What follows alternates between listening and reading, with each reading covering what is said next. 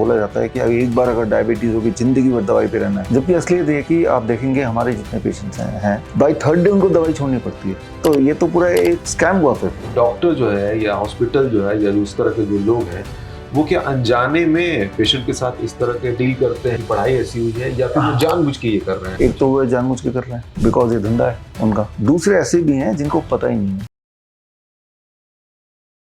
ये जो हुआ वैक्सीन दिया गया तो ये क्या मतलब वही अनजाने में हुआ है? अनजाने में नहीं हुआ, उनकी जानकारी मतलब उनके नॉलेज में इतना ही था कि इसका भाई उपाय यही है? नहीं या फिर जानबूझ के? जानबूझ के है। मैं तो क्लियर बोल रहा हूँ, मैं तो क्लियर ऑन रिकॉर्ड बोल रहा हूँ। क्या बात कर रहे हैं? और जानबूझ के भी सबूत जो है ना, वैक्सीन आने से पहले जिस तरह के इंग्रेडिएंट डले जा रहे थे जो कि हमें अवेलेबल थे पब्लिकली, और उनको अगर कोई तारों को जोड़ेंगे, राइट, कनेक्टिंग द डॉट्स, तो वो तभी बता पाया ना। अदरवाइज उस वक्त अगर कोई ऐसा बोलेगा कि ऐसा होने वाला है तो जरा सोचिए उसके ऊपर कोई ना कोई केस हो जाता, ठीक है ना। कोई गुमराह कर रहे हैं पब्लिक को फॉर एग्जांपल, राइट, लेकिन वो गुमराह नहीं, वो सच्चाई थी। वो इट वाज प्री प्लान्ड कि हम ऐसा करेंगे and it will cause a slow poison kind of thing. वो पूरी तरह से प्री प्लान्ड था, वो प्री प्लान्ड ही था और कुछ नहीं था। तभी तो फोर्सफुली लगाया जा रहा। कभी ऐसा होता है मुझे नहीं लगाना, नहीं आपको लगाना पड़ेगा, ट्रेन में नहीं जा सकते, हवाई जहाज में नहीं जा सकते, ऐसा कभी होता है? और एक तरफ बोल रहे हैं कि अपनी स्वेच्छा से लगाना है ना। तो इन चीजों को डॉट्स को कनेक्ट करना है। और मैं ऑफिशियली भी ऑन रिकॉर्ड भी दोबारा से बोल रहा हूँ, ठीक है ना। और ये जो वीडियो है आप अपने स्टेट गवर्नमेंट कहीं भी दिखाइए, बोलिए इंसान गुमराह कर रहा है, वो चुप हो जाएगा। उसको पता है कि गुमराह नहीं कर रहे हैं, कोर्ट में they can not prove it, right. वो उनका जो बात है और भी लोगों तक पहुंच जाएगा कि वो झूठ बोल रहे थे। किडनी वाली जो बात मैंने पूछी थी कि जो डायलिसिस की स्थिति आ जा रही है, तो क्या उसको वापस वाली स्थिति हो सकती है? हो सकती है हमेशा। देखिए सबसे इंटरेस्टिंग लोग हैं, जैसे मैंने बोला कि मेरे तो यंग जानने वाले लोग हैं भाई, 30-35। ये वजह तो चलो आपने एक बता दी उसकी, लेकिन अगर समाधान की बात, प्रेमानंद महाराज वृंदावन के उनको इतने चाहने वाले लोग हैं, डरे रहते हैं लोग कि इसका कोई प्रेमानंद महाराज के इतने अनुयायी मेरे पास और आप देखेंगे इस वाले वीडियो में भी उनके कमेंट्स आएंगे कि भाई हमारे गुरुजी को ठीक कर दीजिए। हमने बोला कि हम ठीक करने के लिए ही बने हैं, लेकिन हम ठीक किसी पेशेंट को तभी कर सकते हैं जब वो पेशेंट खुद चाहे ठीक होना। We will not go to them कि ठीक करने के लिए। तो ये तो चलो उस कॉन्टेक्स्ट में हो गया। उनके बहुत सारे मेल फोन ये सब आते रहते हैं उनके अनुयायी के। उनका जवाब यही होता है मेरा कि हम ठीक करने को तैयार हैं, लेकिन if the patient is ready to get cured by us. तो अब आते हैं आपके सवाल के जवाब पे, डायलिसिस। देखिए एक बात समझिए, किडनी फेल हो गया यानी कि नो यूरिन आउटपुट, यानी कि यूरिन फ्लूइड डिपॉजिट बॉडी में हो रहा है, सूजन आ रही है, बीपी बढ़ जा रहा है, वीकनेस आ रहा है, ठीक है ना, फिर इचिंग हो रही है, उल्टियां हो रही हैं, तो that is what is called chronic kidney disease, है ना। अब ट्रू पेशेंट बन गया। तो ऐसे में जो फ्लूइड एक्स्ट्रा डिपॉजिट हो रहा है, जो पेशाब से नहीं निकल रहा, वो डायलिसिस से निकालेंगे। This is the work of dialysis. तो इसमें जितनी बार डायलिसिस होगा उतनी बार किडनी जो थोड़ा बहुत भी काम कर रही है वो फर्दर और डैमेज होगा। और एक टाइम आएगा जब डायलिसिस की फ्रीक्वेंसी इतनी बढ़ जाएगी कि डायलिसिस भी फेल हो गया। पहले तो हफ्ते में 1, फिर हफ्ते में 2, फिर हफ्ते में 3, फिर 4, फिर बोलेंगे अब डायलिसिस नॉट वर्किंग, राइट। ये सब कहा जाता है कि जब हम डायलिसिस पे आ गए तो लाइफ आपका स्पैन जो बिल्कुल कम हो गया। फिर ट्रांसप्लांट करने की बात होगी। एक किसी बेचारे का किडनी ले भी लेंगे और वो ट्रांसप्लांटेड किडनी भी फेल हो जाता है 1-2 साल में, किसी में 3 साल में फेल हो जाता है। तो that is the end of life, not only yours, जिसका किडनी लिया था वो भी सफर कर रहा है। अब आते हैं सोल्यूशन पे। गॉड ने हमें एक तीसरी किडनी दी है, मेडिकली से बोलते हैं third kidney, the skin. Skin is called the third kidney. ये कोई मेरी डिस्कवरी नहीं है, ये पहले से ही सिद्ध है, मेडिकल साइंस में ही सिद्ध है कि skin becomes the third kidney, the largest organ. अगर एक पर्टिकुलर टेम्परेचर और प्रेशर स्किन पे दिया जाए तो हम अपने पेशेंट को यही करते हैं कि उनको हॉट वाटर इमर्शन टब में बिठाते हैं, पानी यहाँ तक, सीधे बैठते हैं दोनों पैर आगे, और टब में यहाँ तक पानी 40 degree temperature, 40 degree Celsius for about से 2 hours. When you do it, तो जो चीज पेशाब से नहीं निकल पा रही थी उतना फ्लूइड बॉडी से बाहर स्किन के रास्ते निकल जाती है। जब पेशेंट बाहर आते हैं हॉट वाटर इमर्शन से तो उनका वेट 500 ग्राम 1 kg कम मिलता है। तो यानी कि वो उसका ब्लड प्रेशर कम हो गया, उसका सूजन कम हो गई, उसका वीकनेस कम हो गई। तो दैट मीन्स कि भाई डायलिसिस हो गया, बट थ्रू द स्किन। और सिमल्टेनियसली जो ब्लड है वो पैरों के it comes towards the kidney, and kidney भी रिवाइव होने लगती है, यूरिन आउटपुट बढ़ने लगता है। उसका बीपी कम हो गया, यूरिन आउटपुट बढ़ गया, तो उसकी डायलिसिस धीरे धीरे हम टेपर डाउन करते हैं and then we finish off the dialysis. ऐसे हमारे पास बहुत सारे पेशेंट हैं जो एक टाइम पे डायलिसिस पे थे but now they are free from dialysis, और डायलिसिस फ्री हुए भी 2-3 साल हो भी गए। अच्छा। हाँ, मतलब ऐसे नहीं कि टेम्पोरली फ्री हो गए, 3 साल हो गए किसी को। 2021 में हमने ये हमारा सिस्टम लॉन्च किया, DIP diet plus hot water immersion. तो 2021 के भी पेशेंट है मेरे पास जो 21 में उन्होंने किया और डायलिसिस मुक्त हुए और आज भी जिंदा पूरी तरह हेल्दी हैं। टुडे इज 2025, है ना। तो वो क्या कर रहे हो, किडनी प्रॉब्लम तो है अभी भी ना, पूरी तरह से खत्म? पूरी तरह से खत्म, पूरी तरह से? पूरी तरह से, एक भी दवाई नहीं, एक भी सिम्टम नहीं। और हॉट वाटर इमर्शन तब किया था, वो भी 2-3 महीने में बंद कर दिया। और कुछ लोग तो DIP डाइट, अब जब हेल्दी हो गए लोग फिर थोड़ा रिलैक्स हो जाते हैं, DIP डाइट से भी डिवेट हो गया, अपने नॉर्मल डाइट पे भी आ गया। हालांकि हम बोलते हैं DIP डाइट पे रहो भाई, लेकिन तो वो उस तरह के पेशेंट आज भी है। 2021 ये जो इस तरह के पेशेंट की आप बात कर रहे हैं, ये कहीं ऑन रिकॉर्ड है आपकी साइट पे या कहीं? ऑन coronakaal.tv, अच्छा। उसमें जाएंगे तो वो सारे पेशेंट के टेस्टिमोनी मिलेंगे। और हमारी किताबें जो आती हैं, एक किताब है एंड ऑफ ट्रांसप्लांट, उसमें इस तरह के सारे 101 पेशेंट के टेस्टिमोनी तो उसमें मिल जाएंगे, 101, ठीक है ना। एंड ऑफ ट्रांसप्लांट बुक पे, वो मेरे वेबसाइट से फ्री डाउनलोड कर सकते हैं, अमेज़न वगैरह से खरीद सकते हैं। तो ये ऑन रिकॉर्ड बात है। वो पेशेंट का अगर कोई डिटेल जानना चाहे, कोई मेडिकल एसोसिएशन, तो हम उनको प्रोवाइड कर सकते हैं। कोई इसमें एक बैरिकेडिंग है कि भाई इस स्टेज पे जाने के बाद इसका इलाज? अगर इंसान जिंदा है, सांस ले सकता है, खाना खा सकता है, तो वो ठीक हो सकता है। यही बैरिक, जो तो जिंदा ही नहीं है या फिर वो खा ही नहीं सकता, पाइप डले हुए हैं, then we cannot do much। और किडनी के लिए अगर इलाज के लिए डायलिसिस पे कोई है तो इट मींस कि वो क्रॉनिक कंडीशन में ही है मेडिकल के? हाँ, वो ठीक हो जाते हैं। आप हमारे हॉस्पिटल आइए और आप देखेंगे ज्यादातर पेशेंट 30% तो वही वाले हैं, किडनी वाले हैं, जो डायलिसिस पे थे। एंड दे कम, हिम्स की बात कर रहे हैं। तो किसी भी हिम्स में आइए, या हमारे वर्चुअल OPD के माध्यम से बहुत सारे पेशेंट हैं जो हॉस्पिटल भी नहीं आते, और कई लोग तो है कि मुझसे भी नहीं मिलते हैं। जो ये मैंने जितना बताया इतना सुन के वो घर पे करके ठीक हो जाते हैं और फिर हमें कांटेक्ट करते हैं जस्ट टू गिव थैंक्स। ऐसे भी पेशेंट है ना। तो kidney patient can be recovered easily and this is a simple protocol. ठीक है। अच्छा, मैंने आपसे शुरू में ही कहा था कि आपको तो खैर 2008 में मेमोरी वाला जो अवार्ड मिला हुआ है गिनीज वर्ल्ड रिकॉर्ड में, या तो वो टेक्निक है, थोड़ा सा आप बता सकते हैं क्या कि वो क्या एग्जैक्टली टेक्निक है? मतलब बहुत डिटेल में न जाके भी तो कैसे काम करता है? सिंपली इतना याद रखना पड़ता है हमें कि जो भी चीज हम सुनते हैं वो हम भूल जाते हैं, जो भी चीज हम देखते हैं वो कभी नहीं भूलते, ठीक है ना। कई बार आपने सुना होगा कि भाई आपका चेहरा जाना पहचान लग रहा है, नाम याद नहीं आ रहा, है ना। हाँ, लेकिन कभी ऐसा नहीं हुआ होगा आपका नाम तो याद आ गया, चेहरा जाना पहचान नहीं लग रहा है। ये थोड़ा अजीब लग रहा है, क्योंकि चेहरा आपने देखा, यू विल नेवर फॉरगेट, नाम आपने सुना, यू विल डेफिनेटली फॉरगेट।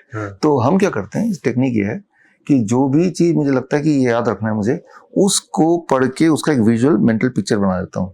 अच्छा। है ना। तो मेंटल पिक्चर बना के तब उसको एसोसिएट करके अपनी चीजों से, तब एक, जैसे मान लो मुझे मेरे जितने वीडियोस बनते हैं तो मैं टेलीप्रॉम्प्टर तो यूज करता हूँ। कई बार मेरे वीडियो 2 घंटे के भी होते हैं, ठीक है ना, और जिसमें मुझे एग्जैक्ट आंकड़े भी देने होते हैं। तो आप मेरे वीडियोस देखेंगे एक गो में होता है ना, कोई एडिटिंग वगैरह नहीं होती। तो तब भी मैं मेमोरी टेक्निक यूज करता हूँ, निमोनिक्स यूज करता हूँ। तो निमोनिक्स पे एक किताब है, मेरी वाइफ ने लिखी है किताब, she memorise the whole Oxford dictionary.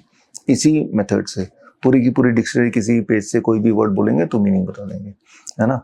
तो स्मार्टर मेमोरी नाम है इस बुक का। वो छोटी सी बुक है, अगर आप वो लेते हैं, खरीदते हैं, तो उसमें सारे टेक्निक्स हैं। It is very very easy. तो वो बुक सफिशिएंट है? सफिशिएंट है। वो छोटी सी बुक है, वो रूपा पब्लिकेशन पब्लिश की है। तो that had been a best seller. कई सारे बुक्स हैं लेकिन एक बुक ही काफी है। तो ये मतलब इसी थ्योरी पे काम करता है, जो विजुलाइज करके एक मूवी आई थी ना, दृश्यम, देखी होगी आपने, अजय देवगन की। वो भी इसी पे बेस्ड थी। जो चीज हम देख लेते हैं एक बार, वो भूलते नहीं है, वो दिमाग में छप जाता है। लेकिन बुक से हम पढ़ते हैं तो एक्चुअली वो हमारा दिमाग उसे सुन रहा है, उसे मेंटल पिक्चर में ट्रांसलेट नहीं कर पा रहा। तो मेंटल पिक्चर में ट्रांसलेट करने की मेथड वो बोलते हैं निमोनिक्स। सो दैट निमोनिक्स की ट्रेनिंग आपको चाहिए, विच इज दैट बुक। वो बुक्स के जरिए हो सकता है। हाँ, जैसे मान लो जो लॉ के स्टूडेंट होते हैं, सीए के स्टूडेंट होते हैं, उनको तो धाराएं याद करनी होती हैं। धाराएं इज अ टेक्स्ट। हिस्ट्री के स्टूडेंट को डेट्स याद करने होते हैं, that is a text, right. तो या बॉटनी के स्टूडेंट्स को टर्मिनोलॉजी याद करनी होती है, that is a text. Medical के स्टूडेंट को ड्रग के नाम याद करने पड़ते हैं। तो तब निमोनिक्स यूज करेंगे। तो मुझे नहीं लग रहा कोई ऐसा फील्ड होगा जहाँ मेमोरी की जरूरत नहीं है और जो जिसकी मेमोरी शार्प है उसको बड़े ही अप्रिशिएट किया जाता है, वो फील्ड में सफल है, कामयाब है। हाँ, तो ये तो काम करेगा, आपकी बुक बहुत काम करेगी। हाँ, ये बुक आप ले लेंगे तो जितना टाइम लगाते हैं पढ़ाई में उससे बहुत कम टाइम लगेगा और याद भी रहेगा। अच्छी बात है ये। अच्छा, ये अभी आपके हिसाब से जितना नजदीक से आप देख रहे हैं और एक मुहिम की तरह लेके लगातार चल रहे हैं और बहुत सारी मुहिम आपके जो है इस व्यवस्था के खिलाफ पड़ती है, अभी ओवरऑल मैं समझना चाहूँ क्या लग रहा है कि सबसे बड़ा हेल्थ फ्रॉड क्या चल रहा है? सबसे बड़ा, हाँ, ये बताना कौन सा सबसे बड़ा है? फिलहाल तो कैंसर बड़ा आगे चल रहा है। कैंसर का फ्रॉड वो ऐसे ही कुछ मैं समझाता हूँ। कोई भी पेशेंट किसी भी वजह से डॉक्टर पास जाएगा, मान लो पेट में दर्द है फॉर एग्जांपल, ये तो कल ही का केस मैं बता रहा हूँ, छोटे बच्चे का केस, जाएगा डॉक्टर क्या करेगा, पैरासिटामोल दे देगा, है ना, दूसरी बार जाएगा फिर एक पेन किलर दे देगा, तीसरी बार जाएगा फिर एक पेन किलर दे देगा। तो जब 3-4 बार ये होगा तो फिर वो फ्लेयर अप हो जाएगा। अब बोलेगा कि आपको कैंसर लगता है, आप डायग्नोस कराने चाहिए। और कैंसर का जो डायग्नोस्टिक इस तरह से बना है, फॉर एग्जाम्पल पेट स्कैन, अगर मैं भी पेट स्कैन कराऊंगा तो मुझे भी मोस्ट लाइकली बता देंगे आप 3rd स्टेज कैंसर पेशेंट है। अब कैंसर का नाम सुनते ही मेरी आधी जान तो अभी निकल जाएगी। फिर मैं बोलूंगा क्या करना है, बोलेंगे chemotherapy, which itself is a fraud. Chemotherapy causes cancer, it does not prevent cancer, does not control cancer, does not cure cancer, it causes cancer।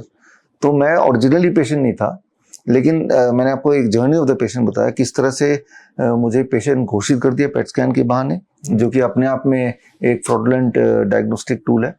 और इस विषय पे अगले हफ्ते 31 मई को मैं किताब भी लॉन्च कर रहा हूँ एविडेंस के साथ। उस किताब का नाम है हॉस्पिटल ट्रैप। जैसे चूहादानी होता ना, वो चूहेदानी में रोटी रखी आपने, तो चूहा क्या सोच रहा है कि किसी ने भले इंसान ने मेरे लिए खाना रखा है, जबकि उसे नहीं पता कि जैसे ही घुसेगा वो ट्रैप है। तो आप भी हॉस्पिटल जाते हैं तो सबसे बड़ा जो आप पूछ रहे हैं, सबसे बड़ा फ्रॉड क्या है, दैट इज डायग्नोस्टिक्स। और डायग्नोस्टिक में सबसे बड़ा वो कैंसर का डायग्नोस्टिक। आप देख भी रहे होंगे बहुत सारे आपको 3rd स्टेज कैंसर पेशेंट मिलेंगे जो कि आपसे मुझसे ज्यादा हेल्दी दिखेंगे। उनको बोलेंगे क्या दिक्कत है, यार मैं 3rd स्टेज पेशेंट हूँ। अरे वो तो समझ गया आपको दिक्कत क्या है, मुझे दिक्कत नहीं है, ये मुझे 3rd स्टेज कैंसर बताया हुआ है। उनको समझाना पड़ता है अगर आपको ठीक होना है तो पेपर फाड़ दीजिए, आप ठीक हो गए, भूल जाइए इसको।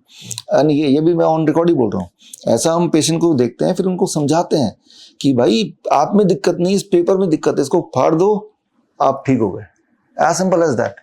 तो biggest fraud is the diagnostics. Sir इतने मतलब सुन के बड़ा आश्चर्य हो रहा है कि ऐसा कैसे, मतलब इतने बड़े लेवल पे ये सारी चीजें चल रही हैं, आप पूरे इतने बड़े लेवल पे चल रही है। आप मेरी किताब पढ़िए, the rabbit tortoise model for cancer cure, right. इसमें जो पेट स्कैन का मैंने बताया उसके साइंटिफिक एविडेंस दिए हैं। और मैं तो बोल रहा हूँ कि जो रेडियोलॉजिस्ट हैं जो कि पेट स्कैन करते हैं, you organise debate with me, मैं अपने एविडेंस देता हूँ ना उनको। मेरे एविडेंस तो वैसे भी उस बुक में, वो बुक कोई भी पढ़ ले और जो एविडेंस है वो लेके जाए उसी के पास जिसने पेट स्कैन रिकमेंड किया था या जिसके रिकमेंड करने, क्या डॉक्टर साहब क्या बताइए क्या पेट स्कैन कॉजेज कैंसर? वो बोलेगा हाँ, पेट स्कैन से कैंसर डिटेक्ट नहीं होता actually, it causes because you are putting radioactive material inside the body. Blood stream में आप रेडियोएक्टिव मटेरियल कॉल्ड FDG आप डालते हैं, लिटरली आपके बॉडी में रेडियोएक्टिव मटेरियल सर्कुलेट करेगा तो आप कैंसर पेशेंट बनेंगे कि नहीं बनेंगे ये आप ही तय कीजिए। क्लास 8 में तुमने यही पढ़ा था, है ना। तो पेट स्कैन के बहाने पहले तो कैंसर बनाने की जो चीजें आपने बॉडी में डलवा दिया, जाहिर सी बात आप थोड़ा बीमार पड़ जाएंगे और फिर आप इलाज के बहाने कीमोथेरेपी करेंगे, chemical therapy, that will further aggravate the problem. इस पे मैंने एक कैलेंडर भी लॉन्च किया, द कैंसर कैलेंडर, इसी साल 2025 में, राइट। बिकॉज मैं समझ गया कि सबसे बड़ा जो जाल है अभी वो कैंसर का। आप देख भी रहे होंगे हर दूसरे दिन आपके बहुत करीबी को मुझे कैंसर डायग्नोस हो गया, मुझे कैंसर डायग्नोस। ये तो मैंने देखा है, पर्सनली देखा है, जब सोसाइटीज, हाई राइज सोसाइटीज में मैं जब आने जाने लगा और देखा तो देखा कि इतनी ज्यादा मतलब लोग बताते नहीं है। हाँ। लेकिन जब बात करने लगते हैं, चूंकि मैं योग से जुड़ा रहा हूँ तो जब लोग बताते हैं तो मुझे भी आश्चर्य होता है कि सोसाइटी में इतने सारे कैसे क्या, और सब मोस्टली लोगों को 3rd स्टेज और 3rd स्टेज और ये, लेकिन फिर भी मेरे मन में अभी भी वो चीजें कुल्लाहट है कि ऐसा कैसे लोग कीमोथेरेपी कराते हैं, उसे ठीक भी होते हैं कुछ टाइम तक। बड़े बड़े सेलिब्रिटीज का नाम भी मैंने देखा है, क्रिकेटर अपने हो गए, मनीषा कोइराला है, इन लोगों ने कराया, ठीक हुए और अभी नॉर्मल लाइफ में है। लेकिन तरीका तो वही अपनाया ना जिसपे आप सवाल उठा रहे हैं। आप देखो ना, जैसे मैं ठीक हूँ अभी, मुझे पेट स्कैन से घोषित कर देंगे कि भाई आप कैंसर पेशेंट हैं, कीमोथेरेपी कराओ। कीमोथेरेपी से मैं मरने नहीं वाला, क्योंकि मैं वैसे भी हेल्दी इंसान हूँ, मेरा बॉडी कीमोथेरेपी झेल जाएगा. It is not that you are cured because of chemotherapy, you are cured despite in spite of taking chemotherapy. It is like that. Chemotherapy से मैं डिटोरेट हो जाऊंगा, लेकिन चलने फिरने फिर भी रहूंगा. जिनकी बात कर रहे हैं आप, वो आप ये देखिए कि बिफोर द कीमोथेरेपी उनकी हेल्थ कंडीशन क्या बहुत वर्स थी क्या? राइट, आपने 2-4 नाम लिए, अगर उनकी हिस्ट्री लेंगे, क्या आप उनकी हेल्थ कंडीशन पहले वर्ष थी बिफोर द कीमोथेरेपी? आप पाएंगे दे वर एसिम्प्टोमेटिक कैंसर डायग्नोज्ड, और वो उसके बाद पैनिक में आके डॉक्टर बताइए क्या करें, और कीमोथेरेपी करा लिया तब भी वो वैसे के वैसे ही हैं. लेकिन दुनिया में तो ये पिक्चर आया ना कि भाई ये तो आप बता भी रहे हैं ये तो ठीक हुए हैं, जबकि वो ठीक इंसान को ही ठीक कर रहे हैं. अभी जो ये नवजोत सिद्धू का केस है वो मेरे पेशेंट ही है, शी इज माई पेशेंट, है ना. तो उनकी हिस्ट्री क्या थी? कुछ भी नहीं था, और वो कीमोथेरेपी करा लिया, सर्जरी करा लिया, रेडिएशन करा लिया, और पेट स्कैन करा लिया, हालत बद से बदतर हुई. Only then they came to me. फिर यही वाला diet DIP diet she started and all the symptoms start vanishing. Right, उसके बाद तो उन्होंने जो प्रेस कॉन्फ्रेंस किया आप सबने देखा, दैट इज द मतलब वो सब तो है ही. सर उसमें विवाद भी हुआ था उस दौरान, विवाद था कि उन्होंने उनको अपने स्टेटमेंट वापस लेना पड़ा था कि नहीं सिर्फ आयुर्वेद से और हल्दी और जो विवाद हुआ था उसका जो आगे का है ना, वो आपने विवाद किया किसने था? ये देखिए ना, ये तो टाटा मेमोरियल ने किया था. हाँ. ठीक है ना, एक छत्तीसगढ़ का कोई सिविल सोसाइटी ने किया था. इन दोनों को हमने जवाब दिया ऑफिशियली, वो अपने सोशल मीडिया में डाला, उनको लेटर भी भेजा कि भाई आप ये बोल रहे हो कि आपकी कीमोथेरेपी से ठीक हुआ है, उसका भी रोल है. 232 ऑन्कोलॉजिस्ट ने साइन किए थे. फिर वो चिट्ठी पब्लिक भी किया था, उनको भी भेजा था. तो मैंने उनको बोला कि एक पेशेंट आप सबूत के साथ दिखा दो जो कीमोथेरेपी से ठीक हुआ पूरी दुनिया में, और इन्हें आपके माध्यम से बोल रहा हूँ, एक पेशेंट जो सबूत के साथ दिखा दें पूरी दुनिया में ठीक हो, ऐसा कोई डॉक्यूमेंट है आपके पास? है नहीं. वो चुप बैठ गए कि मैंने लीगल नोटिस भेजा एक उनको, एक छत्तीसगढ़ सिविल सोसाइटी को भेजा. मीडिया ने ये देखा कि भाई इन्होंने केस कर दिया, लेकिन उसके बाद हुआ क्या? वो जो जिसने 700 करोड़ का दावा कर दिया, 700 करोड़ लेने चाहिए ना, अगर उन्होंने झूठ बोला तो लिए क्यों नहीं? मैंने उनको किया कि भाई उनको मत बोलो, डॉक्टर तो मैं था उनका, आप मेरे पे करो केस. और तो ये दोनों ऑर्गेनाइजेशन आप तो वेल कनेक्टेड, आप कनेक्ट कीजिए उनसे. क्या ऐसा आप लीगल नोटिस भेजा था उन्होंने, डॉक्टर BRC ने? वो बोलेंगे हाँ आपने जवाब क्यों नहीं दिया, क्योंकि जवाब क्या देंगे वो. फिर वो चुप बैठ गए. अच्छा. फिर उसके बाद दब गया ये मामला. ऐसे नहीं कि उन्होंने माफीनामा मांगा तब दबा. आप उसका अगर देखेंगे थोड़ा पीछे जाके, उसके बाद भी चलता रहा till the time we gave this official, and हमने प्रेस कॉन्फ्रेंस भी किया था यहाँ पे वो लेटर लीगल नोटिस देते हुए. तो दिस इज द ट्रुथ. लेकिन लोगों के दिमाग में क्या परसेप्शन बैठ गया कि भाई इन्होंने, इनके ऊपर केस हो गया तो जरूर इन्होंने कुछ झूठ बोला होगा या गुमराह किया होगा. लेकिन जो दूसरी part of the story which media जानबूझ के कवर नहीं किया, that is we have sent them a legal notice, और तब मामला दबा दिया. लेकिन कैंसर आप बता रहे हैं कि जबरदस्ती डायग्नोस कर दिया जाता है. That is one part of it. Majority of the patient are like that. Cancer लेकिन exist तो करता है. कैंसर एग्जिस्ट करता है. कैंसर एग्जिस्ट करता है, कैसे पता चलेगा? दैट इज हीमोग्लोबिन एकदम से डाउन होगा, वेट एकदम से डाउन होगा, अचानक वीकनेस आ जाएगी विदाउट एनी एपरेंट कॉज. ठीक है ना. तो या बॉडी में कहीं बहुत ज्यादा भयंकर पेन है और वो ट्यूमरस ग्रोथ है, कहीं पे नॉन हीलिंग अल्सर्स हैं. These are the true diagnostic of ऐसे सिम्टम्स अगर हैं, चलिए मान भी लेते हैं इसको, तो फिर इसका क्योर या इसका इलाज वही डॉक्टर्स के पास है, हॉस्पिटल उनके पास नहीं है. उनका इलाज हमारे पास है. आप हमारे पेशेंट से मिलिए कि पूरा यहाँ पे कीड़े पड़ गए. कीड़े मतलब लिटरली कीड़े ऐसे गिरते हैं. अच्छा. ऐसे गिर रहे हैं कीड़े, और डॉक्टर ने बोला कि भाई ये वाला पार्ट तो पूरा हटाना पड़ेगा, आँख ये सब काटना पड़ेगा, दांत दिखाई देंगे. एंड फिर तो इंसान डर जाएगा.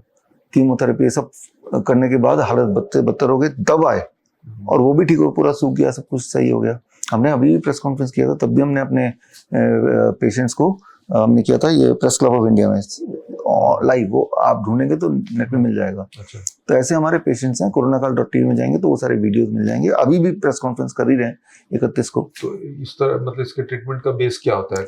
इसका ट्रीटमेंट का बेस होता है, one is the diet definitely, and other is the panchakarma therapy. अच्छा. आयुर्वेद का पंचकर्मा. ठीक है ना, जिसमें लीच थेरेपी भी वन ऑफ द पार्ट होता है, जिससे धीरे धीरे वो कैंसर रिग्रेस करता है. तो याद रखिए कैंसर का दुश्मन है fever. We give an artificial fever to the patient, and ये नोबेल विनिंग साइंस है 1927 का. Right. If the cancer patient gets a fever, the cancer can be cured. तो फीवर कैसे देते हैं, हॉट वाटर की मशीन में बिठाते हैं किडनी पेशेंट की तरह, तो बॉडी का टेम्परेचर बढ़ेगा, बॉडी का टेम्परेचर बढ़ेगा तो कैंसर सेल रिग्रेस होंगे। हाउ यू विल नो, आपका पेन कम होगा, वीकनेस कम होगा, वेट बढ़ेगा, हीमोग्लोबिन बढ़ जाएगा, that is how we do it. आपने कहीं ये भी कहा है कि मेडिकल कॉलेज जो है भय और व्यापार सिखाते हैं कुछ, ये तो पता नहीं कहाँ है, लेकिन ये सच बात है, नहीं कहा तो आप बोल देते हैं। मेडिकल कॉलेज, मैं तो बोल रहा हूँ इसको, जैसे कोई बोलता है ना ये एमडी का फुल फॉर्म तो देखो ना, मार्केटिंग ऑफ ड्रग, एम और डी, है ना, उनको बस दवाई बेचना है और यही 5 साल 7 साल सिखाया जाता है। हाँ, अब आप ऐसे देख लो कि जो हेल्थ के ठेकेदार हैं हमारे भारत में, जो एक एवरेज इंसान की लाइफ स्पैन कितनी है, 65 ईयर्स, एवरेज डॉक्टर की लाइफ स्पैन कितनी है, 57 ईयर्स। अगर वो इतने हेल्दी हैं, हार्ट का डॉक्टर खुद ही हार्ट पेशेंट है, डायबिटीज का डॉक्टर खुद ही डायबिटीज की गोली खा रहा है, राइट, और एक इमरजेंसी का डॉक्टर इमरजेंसी के उसमें ही हार्ट अटैक से मर जा रहा है, हो रहा है कि नहीं हो रहा है ना। तो आपने योगा का नाम लिया, योगा अगर आपसे कोई सीखने आएगा पहले तो आपको देखेगा, अरे ये खुद ही इसकी तोंद निकली हुई है, तो ये क्वेश्चन करेगा ना वो, लेकिन ये वाला क्वेश्चन वो डॉक्टर के पास जाके नहीं करता, एलोपैथी वाले के पास। आप एलोपैथी का, मैं तो बोल रहा हूँ, ये एम्स का, अपोलो का, 3-4 हॉस्पिटल का हमने एक बार वो किया था, वहाँ का जो ओबेसिटी डिपार्टमेंट, उनके हेड ऑफ डिपार्टमेंट इतने मोटे मोटे हैं, जो वो लोगों को बता रहे हैं आप पतले कैसे होंगे, और लोग क्वेश्चन भी नहीं कर रहे, भाई आपने क्यों नहीं अपने आप को कंट्रोल किया, है ना। तो इसका तो मेरे पास जो जवाब आ रहा है वैसे ही मन में आ रहा है, तो मैं बता रहा हूँ कि हो सकता है इसकी वजह ये है कि कोई भी चीज जब तक आप खुद पे अप्लाई करेंगे नहीं वो रिजल्ट नहीं देगी, तो वो अपने पे नहीं कर रहे हैं, मन नहीं है उनका, ये जो भी है मन नहीं कर, और वो यूनिफॉर्मली पूरे डॉक्टर ने पूरे डॉक्टर का पूरी फ्रेटर्निटी ने तय कर लिया कि हम अपनी बताई हुई चीजों को खुद पे नहीं करेंगे। हाँ, योगा वाले ने तो नहीं किया, राइट, नेचुरोपैथी वाले कोई होगा तो वो पतला दुबला दिखेगा, फुर्तीला दिखेगा, है ना। तो लेकिन ये एलोपैथी ने ठान लिया कि हमें अपने हेल्थ की कोई परवाह नहीं है, हमने जो सीखा वो सिर्फ लोगों को बताएंगे और खुद पे बिल्कुल अप्लाई नहीं करेंगे।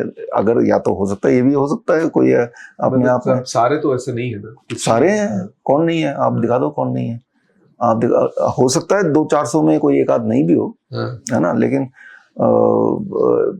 लार्जली यही है। अच्छा, आप इस तरह खुल के बोलते हैं, मुखर होकर बोलते हैं, बिंदास बोलते हैं, कहीं से कोई भय डर आपको नहीं लगता है? क्योंकि लॉबी बहुत बड़ी है, कभी ऐसा हुआ है कोई खतरे वाली बात, थ्रेटनिंग कुछ ऐसा? नहीं, होता रहता है, अब तो आदत पड़ गई है। अब देश विदेश में हर जगह मेरे कॉन्फ्रेंसेस होते हैं, वियतनाम में, मलेशिया में, सिंगापुर में, स्विट्जरलैंड में, लंदन में, हर जगह होते रहते हैं, और यूएई में। तो और ये लॉबी तो इंटरनेशनल लॉबी है, वर्ल्ड वाइड लॉबी है, तो लेकिन अब आदत पड़ गई है कि भाई उनसे कैसे जूझना है। वी से एवरीथिंग बाय एविडेंस। अब ऐसे लोग होते हैं ना जो आगे से नहीं आएंगे लड़ने के लिए, क्योंकि आगे से आएंगे तो they will also get exposed, वो पीछे से हमला करने वाले लोग हैं। धमकी नहीं मिलती है खुले रूप में आपको कभी? वो भी चलता रहता है। अच्छा, यस, वो भी चलता है। अब ये it is a part and parcel of life. जितना हम डरेंगे उतना वो डराएंगे, and that is true for everything. डरेंगे तो डराएंगे, अब डरेंगे नहीं तो कोई कब तक डराएगा, है ना। तो ये समझना पड़ेगा, दिस साइकोलॉजिकल गेम। आपने देखा ना कोरोना में, अभी भी देखिए टीवी में, आज भी खोल के देखिए, दोबारा कोरोना आ गया, लेकिन वो कमेंट बॉक्स में जाके देखेंगे तो इतनी गालियां पड़ रही है उन सारे मीडिया को कि अब कोई नहीं विश्वास करता।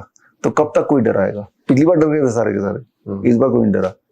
आपके हिसाब से आप कहते रहते हैं कि डॉक्टर्स जो है डर बेच रहे हैं। हाँ, ये फियर मॉन्जरिंग है ना, दिस कॉल्ड फियर मॉन्जरिंग। आप जब किसी को डरा देते हैं ना तो उसको लूटना आसान हो जाता है ना। तो मैं तो बोलता हूँ हॉस्पिटल में जाना गब्बर के अड्डे में जाने के बराबर है। गब्बर तो सिर्फ पैसा ही लूटेगा, ये तो जान और माल दोनों लूट लेंगे। इस पे मेरी किताब है लिटरली, हॉस्पिटल ट्रैप। एक पहली किताब लिखी थी 12 साल पहले, हॉस्पिटल से जिंदा कैसे लौटे, है ना। तो उसी की श्रृंखला में हॉस्पिटल ट्रैप अभी लिख रहे हैं, अभी आएगी अगले हफ्ते। उसमें आप सबूत देखिए, आधार देखिए, तो आपको विश्वास हो जाएगा। आपने कहीं आईसीयू को लेके भी सवाल उठाए थे, आईसीयू में जाने की जरूरत नहीं? हाँ, देखिए, आईसीयू को लेके सवाल उठाए थे। आईसीयू में जाने की जरूरत नहीं है। It seems to very shocking to the people जो दोज हु आर लिसनिंग कि आप तब तो ठीक था, कैंसर, हार्ट डिजीज, डायबिटीज ही मान गए, अब आईसीयू पे हमला कर दिया। अब जो एक्सेप्टेबिलिटी है ना, जो लोग सुन रहे हैं उनको हजम ही नहीं होगा।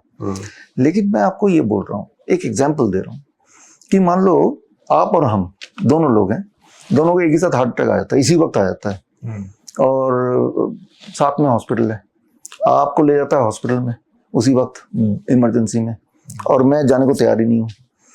ऐसी स्थिति में दोनों की हेल्थ मान लो एक ही जैसी है, किसकी डेथ होने की चांसेस ज़्यादा है, ठीक है ना। तो एक पब्लिक में क्या आएगा कि जो तो हॉस्पिटल ने गया, तो चांसेस है कि ही विल डाई, राइट। लेकिन एविडेंस क्या कहता है, क्योंकि अभी तक भी ऐसा हुआ है, बहुत लोगों का हार्ट अटैक आया, उनको हॉस्पिटल नहीं जा पाया, एट द एंड ऐसे भी लोग हैं जो जिनका हार्ट अटैक ही हॉस्पिटल के अंदर आया। जब इन आंकड़ों को देखा गया, उनको जब जोड़ा गया, तो रिजल्ट ये आया कि हॉस्पिटल गया या नहीं गया, the chances of being alive is exactly same. Intervening by the hospital do not give any benefit to the patient. ये जो मैंने बताया, इसके एविडेंसेस मेरी अगली किताब हॉस्पिटल ट्रैप में डाल दी है मैंने। अच्छा। अब अगर जो लोग बोलते हैं नहीं फिर भी हॉस्पिटल जाना चाहिए, तो आपका आधार क्या है? आप भी ऐसा एक एविडेंस दे दीजिए, एक ऐसा ट्रायल दिखा दीजिए या स्टडी दिखा दीजिए कि जिस स्टडी में ये साबित हुआ हो कि जो लोग तो हॉस्पिटल गए उनके चांसेस ऑफ लिविंग बढ़ गए इन कंपैरिजन टू जो नहीं जा पाए। कई लोग नहीं जा पाते, कहीं हॉस्पिटल होता भी नहीं है ना। तो ये मैंने एक उदाहरण दिया। सिमिलरली मान लो एक एग्जांपल है oxygen cylinder versus no oxygen cylinder, ठीक है ना। तो इस पे भी स्टडी हुई दुनिया में कि 2 रूम है, एक में ऑक्सीजन सिलेंडर लगाया गया और जिसको सांसें नहीं आ रही थी, जिसमें दूसरे में नहीं लगाया गया, कि था ही नहीं। और इस तरह की स्टडी में देखा गया जिसमें नहीं लगाया गया उनमें मृत्यु दर कम पाई गई इन कंपैरिजन टू जिसमें लगाया गया। ये वाली जो स्टडी है ये मैंने डाली, मेरी किताब है द केस अगेंस्ट IMA। किताब का ये केस अगेंस्ट IMA में देखेंगे ना, वो इधर होगी, इधर तो नहीं है, आपको मैं दे दूंगा, उधर होगी। लेकिन जो लोग मुझे सुन रहे हैं, bishrup.com/ebook में जाएंगे, अभी जाइए और द केस अगेंस्ट IMA में जाइए, उसमें आपको इस स्टडी का पूरा रेफरेंस मिलेगा।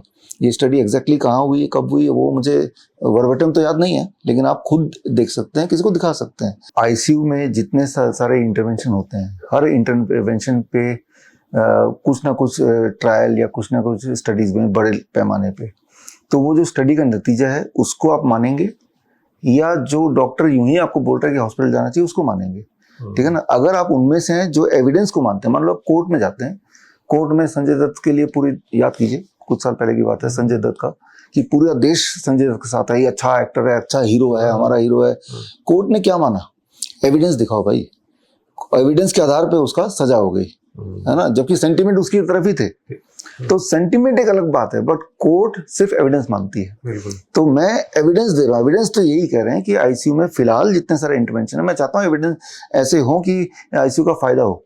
लेकिन अभी तक के आईसीयू में जितने सारे इंटरवेंशन होते हैं, चाहे वो कार्डियक अरेस्ट हो, चाहे वो हार्ट अटैक हो, उन सारे को अगर आप देखेंगे, और वो द केस अगेंस्ट IMA मैंने इसी पे बुक लिखी है और अगली किताब में भी इसका एक पोर्शन आ रहा है।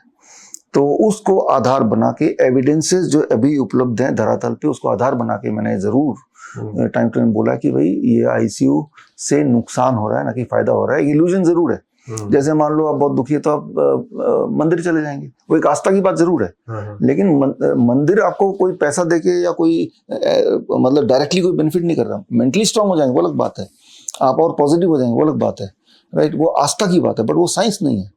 तो ये आईसीयू जाना इज नॉट ए साइंस। आस्था जरूर हो सकता है, राइट, वो आपका आस्था, आप जाइए, बट साइंस नहीं है, मैं पक्का बता रहा हूँ। It is not scientific, right. जिस तरह से उसको पेश किया गया कि वे जान बचाने के लिए, वैसा कुछ नहीं है। अगर है तो मेरे सबूत हैं, आप एक दो सबूत आप भी दीजिए। आप जिस तरह से लंबे समय से अपने मुहिम को आगे बढ़ाए जा रहे हैं, भले ही कितने सारे विवाद जुड़ते जा रहे हैं, मैं आपसे आखिरी चरण में इस पॉडकास्ट के ये जानना चाहूँगा कि हमारे व्यूअर्स को ये बताइए कि ऐसे किस तरह से अपनी जीवनचर्या को करें कि जरूरत ही ना पड़े किसी भी चीज़ की, कहीं जाने की, चाहे किसी भी तरह का पैथ हो। क्या गलत वो कर रहा है वो रोके, और क्या अच्छी चीजें हैं अपने जीवन में अपनाएं। देखिए, ये मैं हमेशा से हमारी मुहिम रही है, बी योर ओन डॉक्टर, अपना डॉक्टर खुद बनो, डोंट बिलीव एनीबॉडी, राइट। आप, मैं तो बोलता हूँ अपने कि आप मेरे पास भी मत आओ, राइट। जब कोई मेरे पास आता है ठीक हो जाता है, मुझे खुशी होती है। लेकिन जब मेरे पास आए भी ना, वो जो मैं बताने जा रहा हूँ वो करके जो ठीक होते हैं, तो मुझे ज्यादा खुशी होती है कि आया भी नहीं, सिर्फ वीडियो देखा। अब मैं जो बोलने वाला हूँ, 3 तरह की दवाइयाँ आप ले लो। Keep these 3। मेडिसिन का मतलब क्या है डिक्शनरी में? Medicine means any science which can help you to prevent or cure a disease is called medicine. It is not just any tablet, है ना? So that way you have to take 3 medicine. The first medicine is called food as medicine. इसमें DIP diet मैंने already बता चुका हूँ. हाँ जी. तो be on DIP diet, that is the first medicine. Second medicine is called time as medicine. इसमें सिर्फ इतना रूल याद रखिए, डोंट ईट आफ्टर सनसेट. सूर्य से पहले डिनर फिनिश कर लो. हालांकि सुनने में थोड़ा मुश्किल लग रहा है, लेकिन याद रखिए जो चीज सनसेट के बाद आप खाते हैं 8 बजे, 9 बजे, 10 बजे, that becomes a tumour, that becomes a cyst, that becomes a stone, that increase the blood sugar, right, that increase the BP. तो सारा बर्डन, आपका मेटाबॉलिज्म जब बंद हो गया तब आपने ठूस दिया बॉडी में, है ना. तो कुछ करे ना करें, ये पूरा जो हमारा जो अभी पॉडकास्ट है इसमें कोई बात सुने ना सुने, मेरी एक बात जरूर मानिए, डोंट ईट आफ्टर सनसेट. जैसे ही आप ये एक रूल फॉलो करेंगे, DIP डाइट भी मत कीजिए. The moment you start doing it कि चलो 7 दिन का चैलेंज करते हैं कि हम सनसेट से पहले यानी कि शाम के 6 साढ़े 6 बजे तक डिनर कर लेंगे, फिर कुछ नहीं खाना है, पानी पी सकते हैं और कुछ नहीं.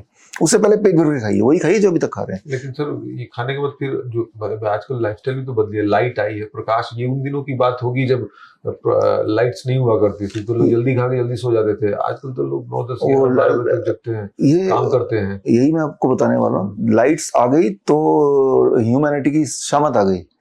क्योंकि जब लाइट, आप रात के 12 बजे भी लाइट देख रहे हैं, अब हमारा ब्रेन सोच रहा है कि दिन की लाइट है, ये रात है. क्योंकि जब रात होता है, जब अंधेरा छाता है, तो हमारा brain different kind of hormone release करता है. वो हार्मोन जो उस वक्त के लिए एप्ट है और आपके बॉडी की हीलिंग पावर को बढ़ाएगा जब आप सोएंगे, और आपको नींद भी दिलाएगा. लेकिन जब ब्राइटनेस रहती है, brain thinks it is still a sunlight. So this means cortisol produce होना चाहिए, आपकी अलर्टनेस ज्यादा होनी चाहिए, नींद ना आ जाए, राइट. तभी आपको नींद भी नहीं आती. नींद is a integral part of your health, है ना. तो आप देख भी रहे होंगे कि पिछले कुछ 3-4 साल में जब से लाइट आया, और फिर ऑनलाइन फूड ऑर्डर आ सकता है, 10 मिनट में खाना आ सकता है, और ऑनलाइन आप कभी भी एंटरटेन कर सकते हैं अपने आप को. एक टाइम पे दूरदर्शन 9 बजे बंद ही हो जाता था, है ना. तो सारी बीमारियां बढ़ती जा रही हैं. मतलब तो हम भले ही इतने सारे अपने बदलाव कर लें, लेकिन नेचर जो है वो तो वैसे ही, नेचर तो वैसी है ना. आप देखिए ना, जितने सारे प्राणी हैं, बंदर को देख लीजिए, शाम के 6 बजे के बाद खाना दीजिए, नहीं खाएगा वो केला, अच्छा, है ना. वो रख लेगा, खेलेगा, खाएगा नहीं मुंह से. हाँ, केले. बंदर को देख लीजिए.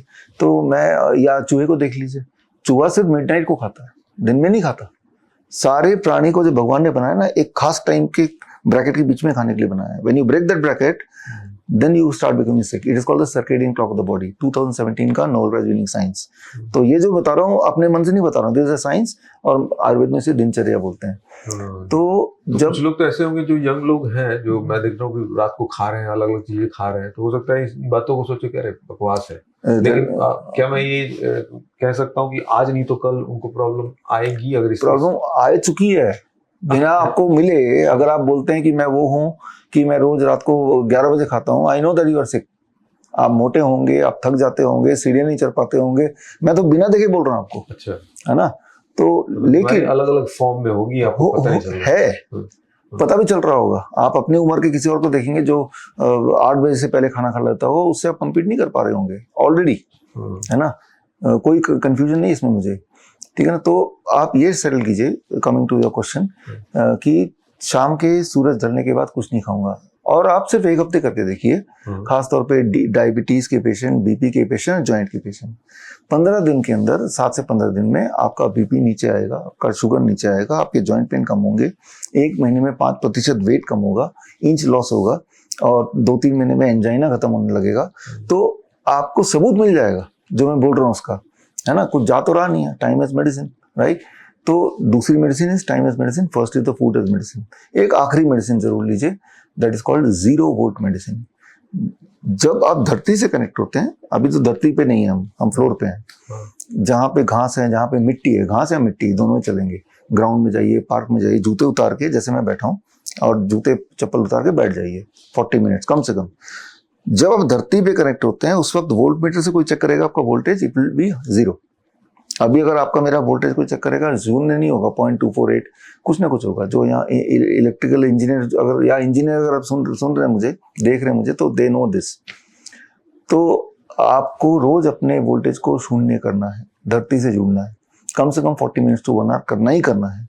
सारे जो प्राणी हैं, मान लो कुत्ता, बिल्ली, आप देखते हैं ना, एडवर्स सीजन होता है, बारिश है, आंधी है, तूफान है, ठंड है, वो सारा कुछ झेल जाते हैं. ना तो कपड़े पहनते हैं, ना कुछ. भिखारी भी झेल जाता है, भिखारी का जूते ही नहीं है, वो तो धरती पे ही रहता है. तो धरती से जुड़ते ही your immunity get at the peak, और उससे आपके जो माइक्रो इन्फ्लेमेशन है बॉडी के वो कम होने लगते हैं। Micro inflammation major cause of all kind of disease, lifestyle disease, है ना। तो ये तीसरा मेडिसिन। तो ये 3 करेंगे तो अगर आप बीमार हैं तो बीमारी ठीक होने लगेगी, और अगर बीमार नहीं है तो बीमारी होगी नहीं। तो ये 3 medicine make it a powerful lifestyle. तो it is kind of health insurance. आपको कभी भी किसी के पास जाने की जरूरत नहीं पड़ेगी, यानी कि हेल्थ के लिए सोचना नहीं पड़ेगा। आपको ये फिक्र नहीं हो, मरना कभी भी है हम लोगों को, लेकिन सड़ के गल के इलाज कराते हुए नहीं मरने वाले, ये पक्का है।